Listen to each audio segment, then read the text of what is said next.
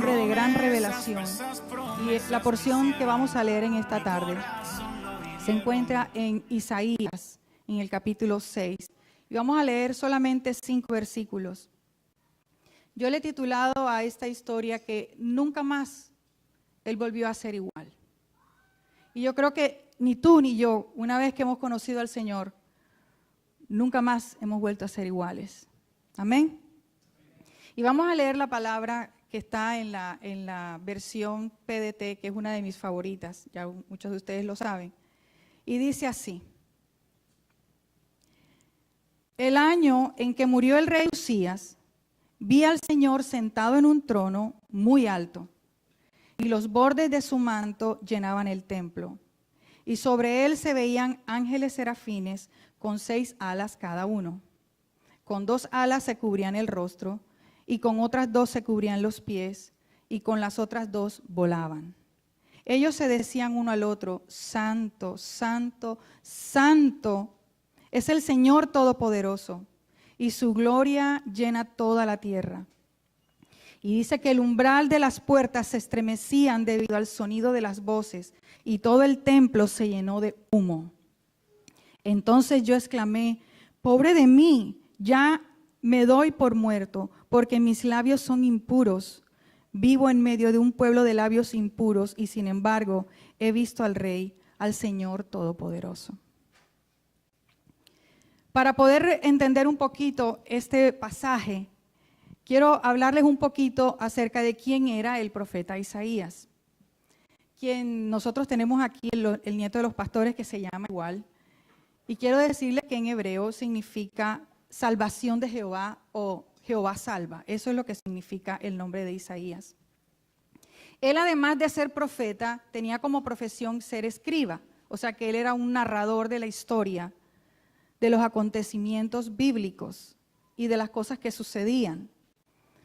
Era un hombre de clase alta,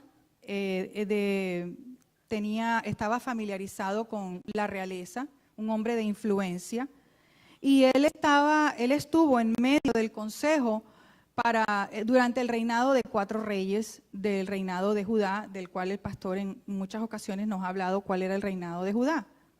Él estuvo durante 4 periodos consecutivos de 4 reyes y era su consejero. A él se le consideraba se le considera el más literario e influyente de los profetas. O sea que no era cualquier persona, era un hombre muy culto, muy estudiado. Y vemos aquí que él está pasando, se relata en este tiempo, que él está pasando por una crisis muy grande de su vida. Vemos que aquí él dice que el año en que murió el rey Uzías, vi yo al Señor, como quien dice, por primera vez. Él está muy triste por la muerte de su amado rey. Este rey, algunos comentaristas dicen que él era pariente del rey Uzías. No está comprobado, pero algunos comentaristas creen que posiblemente eran parientes.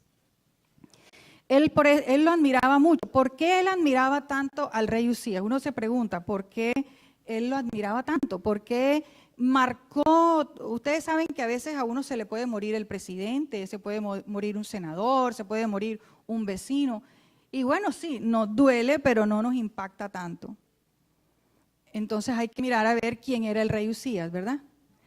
Él fue un muchacho, un joven, que a los 16 años le tocó asumir el gobierno de la nación porque su padre murió. Su papá fue un rey que se consideraría malo, muy idólatra. Él promovió muchísimo la idolatría. Pero él, en cambio de su padre, él decidió buscar a Dios. La Biblia dice que él decidió seguir a Dios. Y por consiguiente tuvo el respaldo de Dios para gobernar a Israel. ¿De qué manera? Le dio mucha sabiduría, le dio ingenio, le dio estrategia. Y este joven, imagínense, de 16 años, se rodeó de los mejores consejeros, de los mejores arquitectos, de los mejores ingenieros, y sacó adelante una nación que se podría decir que estaba destruida, que estaba sitiada por sus enemigos. Él fue reconocido porque fortaleció el ejército de la nación. De hecho, hizo 2 ejércitos. Uno que era de 12,000 soldados, que eran los que hacían como las defensas pequeñas. Ellos defendían incluso hasta los límites de la nación de Israel, de Judá, perdón. Y el otro ejército era mucho más grande, que era de 307,000 soldados, y estos soldados eran adiestrados en guerra. Y a estos les mandó a fabricar lanzas, escudos, unos coseletes que eran unas mallas que protegían el pecho y los brazos. Les mandó a hacer arcos, hondas y todo tipo de armas para defender a su pueblo. Y no conforme con eso, su fama se extendió casi hasta los límites de Egipto. O sea que si nosotros miráramos qué tan grande es la nación de Israel, nos daría risa por qué los países se pelean por un territorio que es pero tan pequeño. Es una nación, Israel no tiene agua, no tiene mares.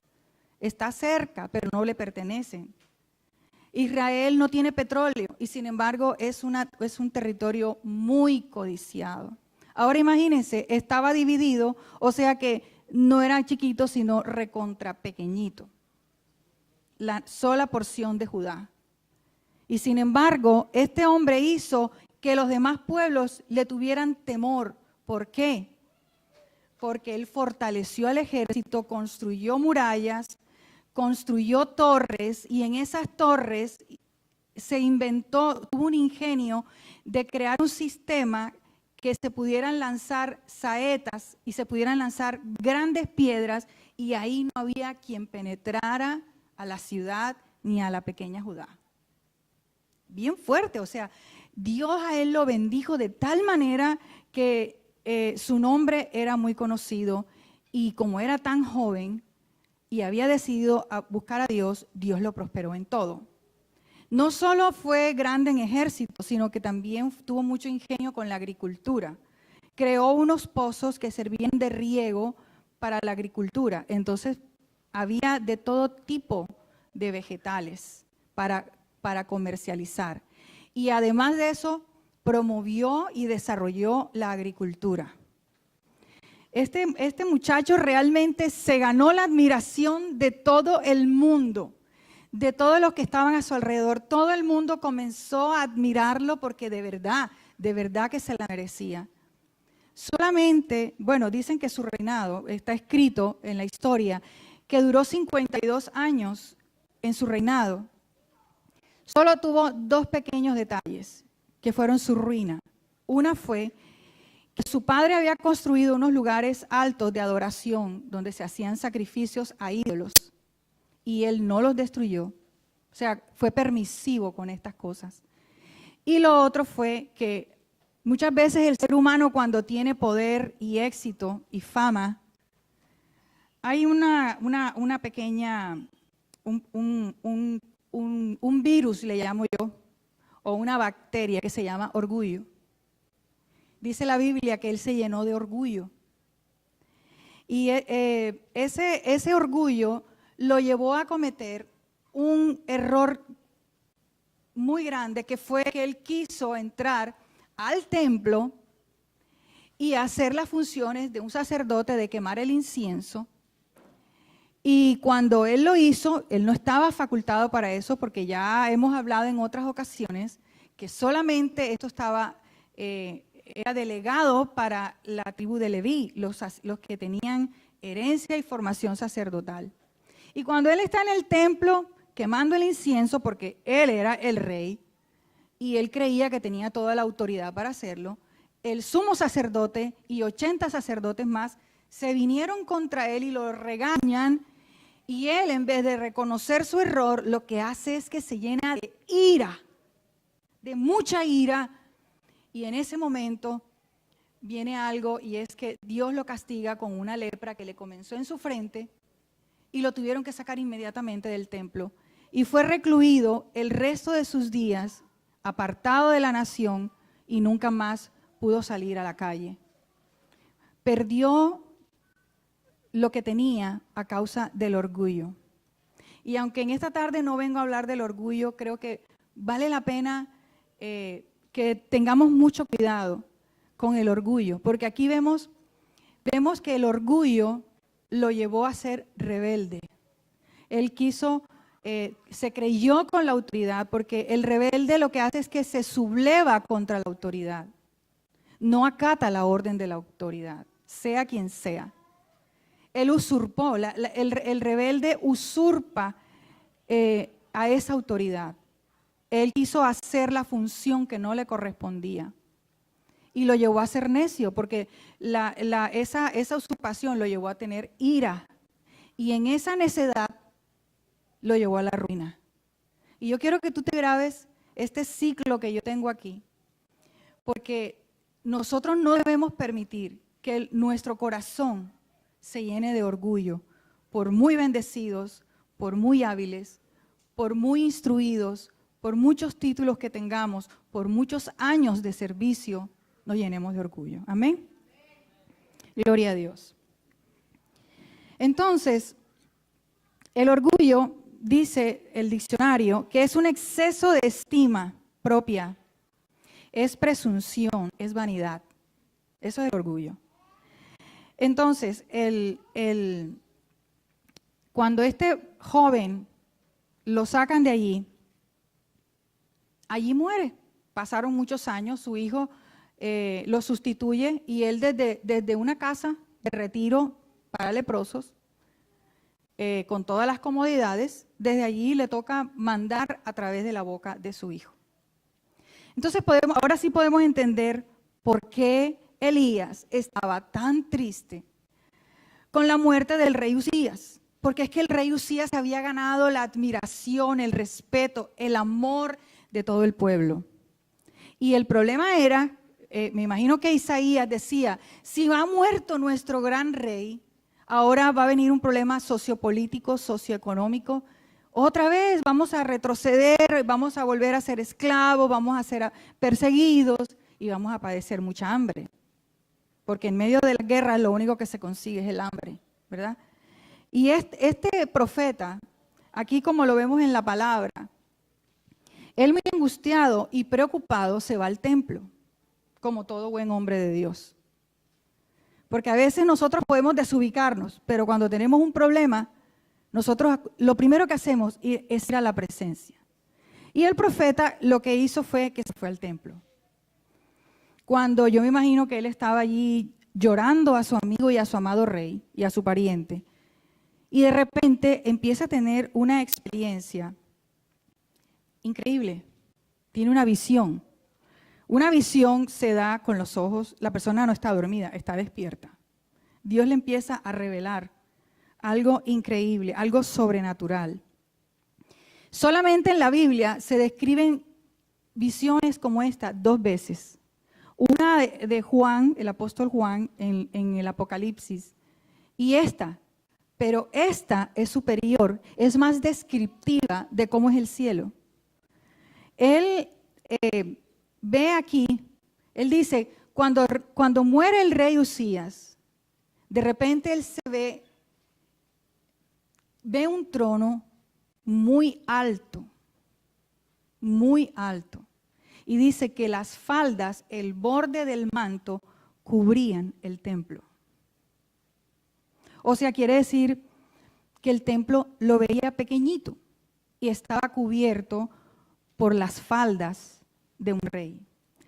A un rey lo distinguen sus vestidos y su corona. Muchas veces un rey puede estar sin su corona, pero tú distingues un rey por la forma como está vestido, por su ropaje. Tiene que ser imperial, es un ropaje majestuoso.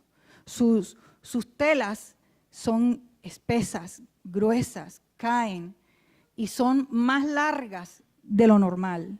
Y dice que el templo estaba debajo, cubierto totalmente. Yo me imagino que él se veía ahí dentro de esa falda como cuando uno se esconde debajo de las polleras de la mamá, algo así, no sé, me imagino. Ya casi no se usa, pero me imagino que en los tiempos de antes, o los pollitos cuando se meten en las alas de su madre, su mamá gallina, quedan totalmente cubiertos. Imagínense cuando uno necesita protección. Yo no sé si a usted le ha pasado como a mí, que hay momentos tan difíciles y yo solamente le digo, escóndeme, cúbreme, abrázame. Yo no sé si usted lo ha hecho, pero yo lo hago muchas veces.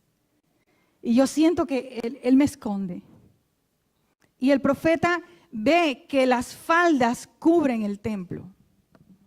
Y al Señor lo ve sentado en su trono. Y lo más lindo es que encima de él, de ese trono, habían millones y millones y millones de ángeles serafines que volaban. Dice que estos serafines tenían 6 alas, con 2 se cubrían los ojos, con 2 se cubrían los pies y con 2 volaban. ¿Sabes? Se cubren los ojos porque es tanta la majestad que no la resisten. Se cubren los pies porque sus pasos no dependen de ellos, sino del mandato de Dios. Y dice que ellos al volar, unos a otros cantaban y gritaban, Santo, Santo, Santo, Jehová de los ejércitos, dice en una versión, y en otras versiones dice, Santo, Santo, Santo, al Dios Todopoderoso. Su gloria llena toda la tierra. Pero lo mejor de todo, uno puede decir, sí, estaban cantando muy bonito, pero no es así. Yo empecé a investigar por qué era tan majestuoso esto. Resulta que ellos estaban cantando una melodía antifonal. Los que saben de música, un canto antifonal es alternado. Quiere decir que una parte dice y la otra casi le responde, o repite lo mismo, pero no van al mismo tiempo, pero van al mismo son. Tienen la misma melodía. Entonces uno le decía al otro, santo, es como si uno le dijera al otro, ¿viste? Es santo. Y el otro le dice, sí, es santo. Y el otro dice, es más santo. Y le dice, sí, y la gloria, su gloria llena la tierra.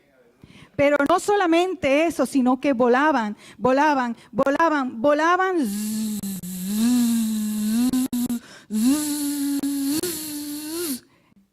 De una manera tan tremenda que dice que el templo se llenó de humo. Porque serafín viene del hebreo seraf, que significa ardiente. Son seres ardientes, pero que no se consumen. Tienen tanta pasión y ardor por la adoración que no se consumen. Pero lo más lindo de esto es que ese canto antifonal, porque a Dios le gusta lo que rodea. Un pastor dijo una vez que era una adoración circular, una adoración cruzada. ¿Por qué cruzada? Y para mí esta semana ha sido desafiante. ¿Por qué cruzada? Porque en el arca, ¿recuerdan el arca que hay 2 ángeles? Uno que está en esta posición y otro que está en esta posición. Porque el uno se mira al otro. Porque el uno le dice al otro santo y el otro le contesta, definitivamente es muy santo. Y él está sentado en la mitad. La palabra dice que donde hay 2 o 3 congregados en su nombre, él está allí.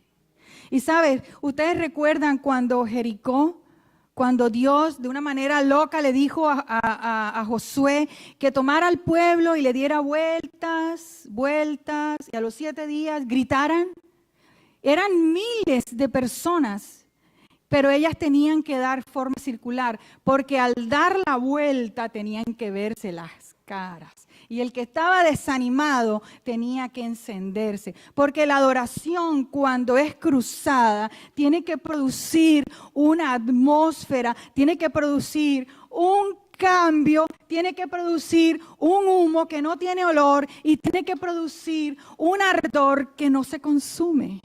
Amén.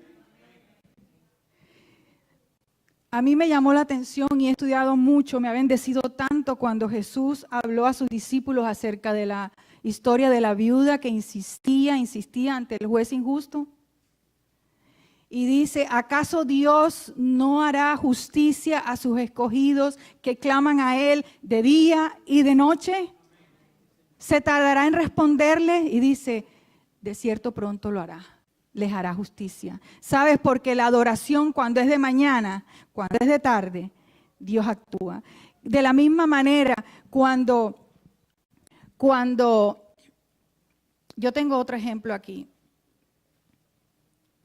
La adoración cruzada es aquella, la de Daniel, mañana, tarde y noche. Yo recuerdo en estos días que cuando yo era niña, yo no tenía ninguna experiencia con el Señor. La iglesia nació en mi casa, pero yo no podía tener una experiencia. Yo no sentía, solamente sentía tres cosas, nada, nada y nada.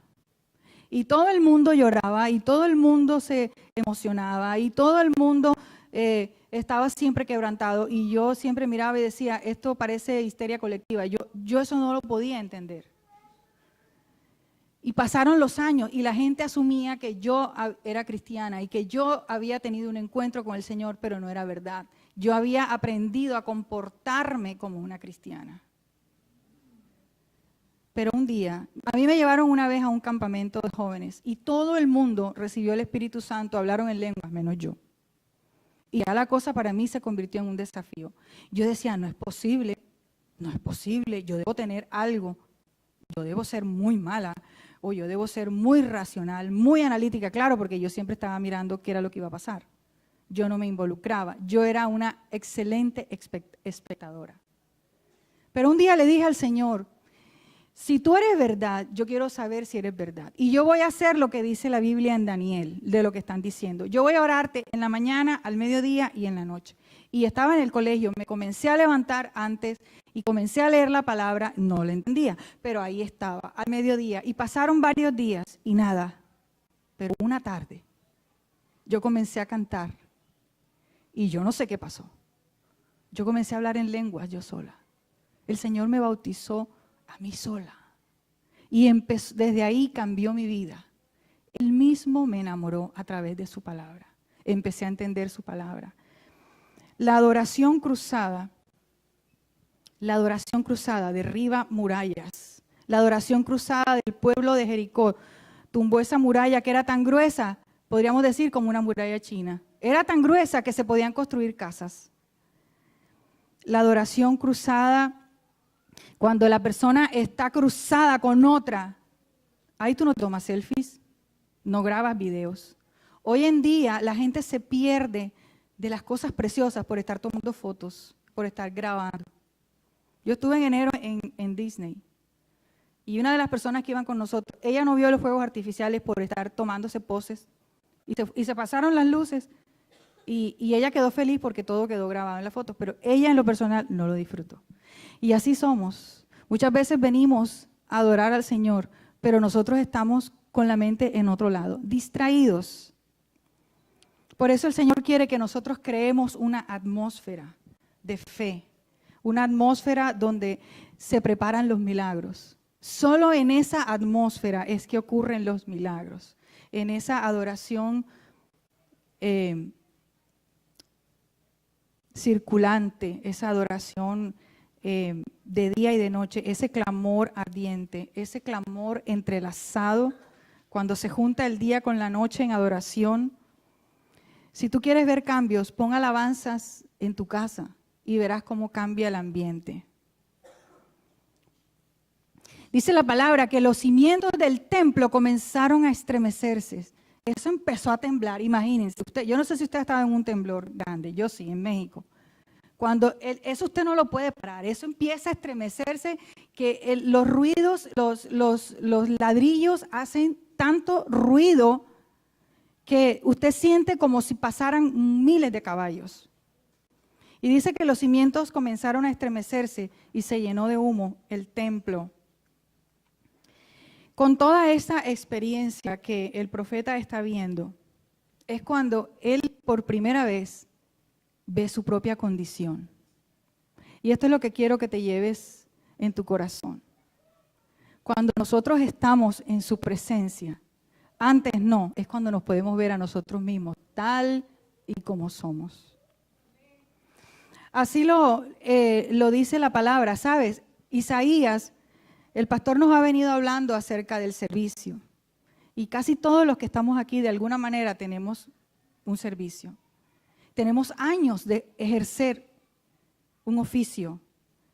Pero el profeta Isaías le pasaba lo mismo. Ya tenía muchos años de ser escriba y de ser profeta.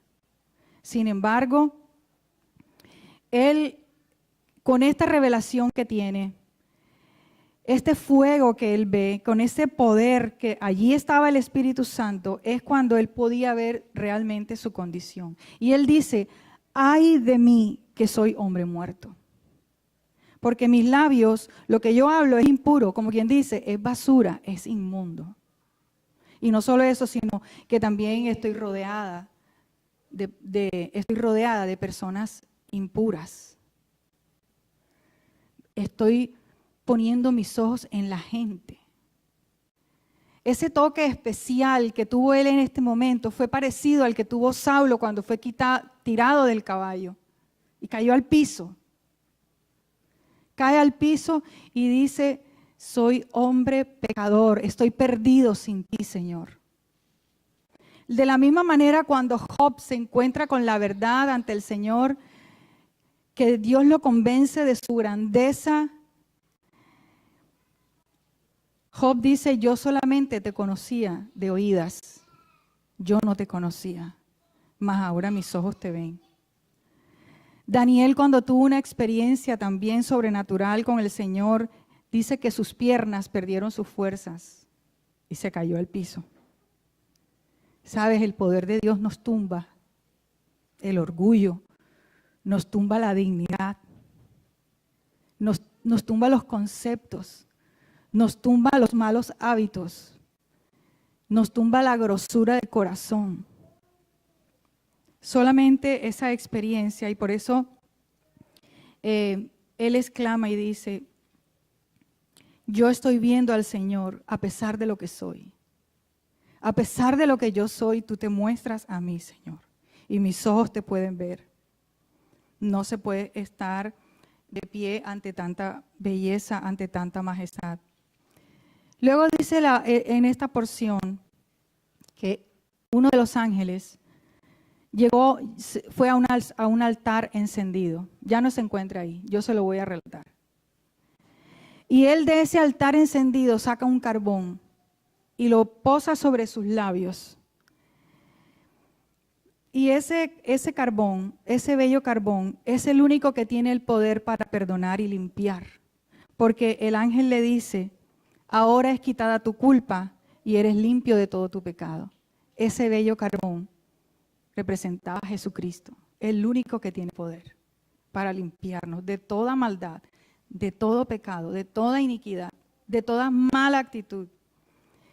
Entonces, para que nuestras vidas sean limpiadas y nuestro servicio no sea estéril, porque muchas veces nosotros sentimos que no avanzamos, que nuestro servicio no produce frutos, porque necesita ser limpiado el corazón. Necesita ser encendido por ese carbón. ¿Tú puedes repetir conmigo, yo necesito ese carbón en mi vida? Cierra tus ojos allí y di, yo necesito ese carbón en mi vida. Y segundo y último, dice que él fue enviado a una misión muy difícil, increíble. ¿Sabes? La palabra, cuando usted lo sigue leyendo aquí en este mismo capítulo, dice que el Señor lo envió a él a predicarle a personas que no lo escucharían, a ciegos y endurecidos de corazón. Pero usted dirá, pero ¿y eso con qué se come eso? ¿Qué chiste tiene que Dios envíe a alguien a personas que no te van a oír, a personas que no se van a convertir, a personas que no se van a sensibilizar con el mensaje del Evangelio? Su función era lanzar la palabra sin ver resultados. Si usted sigue leyendo este capítulo, ahí mismo, él le dice, solamente lanza la palabra.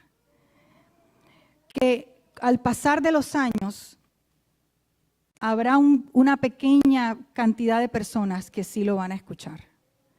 Su mensaje era comunicar el mensaje de la luz. Por eso se llama el profeta evangélico, porque todas sus profecías acerca de Jesús se cumplieron. Comunica el mensaje de la luz porque la luz es la que revela la ceguera. Porque en la oscuridad, ¿sabes? Las personas no saben que están ciegas. ¿Por qué le manda a predicar a personas que están ciegas? Y a mí me gustó una ilustración que fue verdad. En una mina, hace unos años, hubo una gran explosión. Y muchos de esos hombres, de trabajadores que estaban en la profundidad de la mina, quedaron atrapados por el derrumbe y estuvieron muchísimos días allí. Y las patrullas excavadoras finalmente pudieron llegar hasta ellos y lo primero que llegó hasta ellos fue la luz. Y uno de los chicos más jóvenes, confundido en el rescate, dijo, bueno, ¿y cuándo van a encender la luz? Y todos los demás se miraron y se dieron cuenta que se había quedado ciego. No fue que la luz le produjo ceguera, la luz reveló que él ya estaba ciego. Y eso es lo que hace la palabra. La palabra, cuando tú la lanzas, lo que revela es la condición. Por eso cuando es quitada su culpa, cuando el profeta ve esto, es cuando él ve su condición. Que él no estaba realmente bien. Él se había llenado de rituales, él se había llenado de ceremoniales, de religión, mas él no estaba viviendo una experiencia de fuego, una experiencia de luz verdadera en su vida. Y desde ese momento en la vida del profeta Isaías dio un giro total. Por eso en sus escritos, en la mayoría de su libro, él menciona siempre al Señor y le llama el Santo de Israel. Él no lo volvió a llamar de la misma manera. Él se sometió por completo a su servicio. Y él no le importó cuán difícil era la tarea que tenía que hacer. Él sencillamente respondió y dijo, heme aquí, yo lo voy a hacer. Heme aquí, yo lo voy a hacer. En el versículo 8, él lo dice así, aquí me tienes, envíame a mí. Esa visión definitivamente fue inolvidable para el profeta. Ese encuentro lo impactó para siempre en su carácter. ¿Saben? La historia relata que él murió aserrado por la mitad. Él no murió en su cama de viejo. Él fue un mártir. Él estuvo dispuesto a morir por la causa de quien había creído. Él se menciona más de 50 veces en el Nuevo Testamento. Aunque le fue dicho, no te van a escuchar, pero a la larga algún día la van a oír. Pero las promesas dadas, todas las promesas dadas de Jesús a través de esa palabra se cumplieron. Amén. Yo te invito a que te pongas de pie.